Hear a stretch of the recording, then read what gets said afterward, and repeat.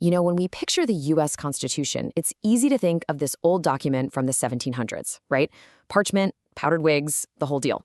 But some of its most powerful, most game-changing ideas came almost 100 years later. Today, we're going to look at the 14th Amendment not as some dusty old text, but as a revolutionary toolkit, literally designed to rebuild a nation from the ashes of war.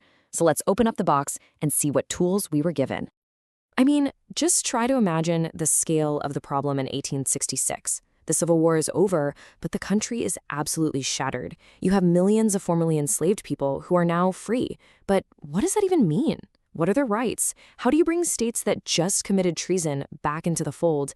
And who on earth is going to pay for all this? That's the massive challenge the 14th Amendment was built to solve. So, to tackle this incredible challenge, the amendment was built like a multi-purpose tool.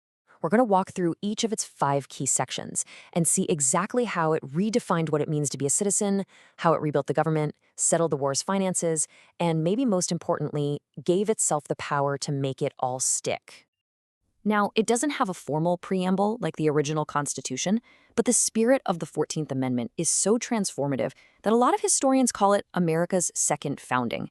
And honestly, that's not an exaggeration. This was a moment that aimed to fundamentally reboot the entire American project. Okay, let's start with the very first and probably the most critical tool in the whole kit, figuring out who an American citizen even is. Before this, citizenship was kind of messy, It was often left up to the individual states to decide. Well, Section 1 changed all of that with one single, powerful sentence. And boom! With those words, everything changed. For the very first time, the Constitution laid out a clear national standard for citizenship. Basically, if you're born here, you're a citizen, period. This was a direct shot at the infamous Dred Scott decision and a truly radical redefinition of who gets to be an American. But Section 1 doesn't stop there, not even close. It lays out these 4 huge guarantees. First, it defines citizenship.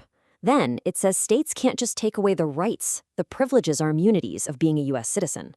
It also guarantees due process, making sure everyone gets fair treatment under the law. And finally, it promises every single person the equal protection of the laws. Just think about those 5 words. They would echo for more than a century, becoming the legal bedrock for everything from ending segregation in schools to marriage equality. So, once you've defined who a citizen is, what's the next massive problem? Well, it's political power. How do you rebuild a Congress that includes people from the former Confederate states without just letting the same old guard take right back over? That's exactly what Sections 2 and 3 are all about. And you have to listen to the wording here, because it subtly but completely erases one of the Constitution's original sins. By basing representation on counting the whole number of persons, the amendment officially chucks the 3/5 compromise right into the dustbin of history. And here's the stick that came with the carrot. Section 2 created a penalty. It basically said to the southern states, hey, if you try to prevent any adult male citizens from voting, you are going to lose seats in Congress. The more people you disenfranchise, the less power you have. It was a direct, powerful incentive to get states to grant voting rights to newly freed black men.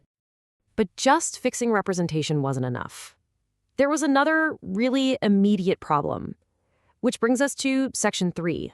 The disqualification clause. You can think of this as a firewall. It was designed to prevent high-ranking former Confederates, anyone who had sworn an oath to the Constitution and then betrayed it, from just waltzing right back into the halls of Congress. Now, what's really key to understand here is that this wasn't a ban on every soldier who fought for the South, not at all. It specifically targeted leaders, people who had held office and broken a sworn oath to the United States. And it wasn't even a lifetime ban necessarily. Congress could actually lift it with a supermajority vote. So it created a path for reconciliation, but only on the nation's terms. Okay, so you've defined citizenship, and you've restructured the government.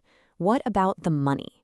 A war is incredibly expensive, and both the Union and the Confederacy had mountains of debt. Section 4 is the toolkit's financial reset button. First things first, you have to reassure your creditors.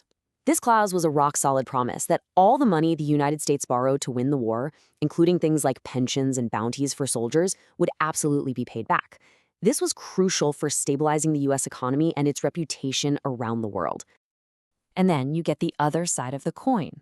in the very same breath, the amendment completely wipes out all Confederate debt. So, if you lent money to the Confederacy or bought their war bonds, too bad. The U.S. government made it crystal clear we are not paying a single dime for the rebellion fought against us. So the amendment nullified two specific kinds of debt. First, all the Confederate war bonds. Poof, gone. But second, and this is so important, it explicitly forbid any payment for the loss or emancipation of any slave. This slammed the door shut forever on any attempt by former slave owners to get compensation from the government for their freed property. It was the final financial nail in the coffin of the institution of slavery. So, we've seen these incredible tools to define citizens, restructure the government, and reset the country's finances. But what good are rules without a referee? What good is a promise if you don't have the power to keep it? Well, that brings us to the final, and you could argue the most important piece of the entire toolkit. This one sentence might just be the most powerful in the entire amendment. Seriously, think of it as the engine that makes the whole machine run. It gives Congress the clear, explicit authority to pass laws and make sure that all these promises, citizenship, due process, equal protection, aren't just nice words on a piece of paper, but a lived reality. This is the clause that would eventually power the landmark Civil Rights Acts of the 1960s, and it's still the foundation of federal civil rights authority today. So, when you put it all together, you really see it, right? The 14th Amendment wasn't just some small fix. It was a comprehensive toolkit for a massive national reconstruction project. It gave the country the blueprints for a brand new definition of citizenship, a new structure for political power, and a firm financial foundation for a reunited nation. And that leaves us with a question that echoes all the way from the 1860s to right now. The amendment gives us these powerful foundational ideas, like equal protection, and it gives Congress the power to enforce them.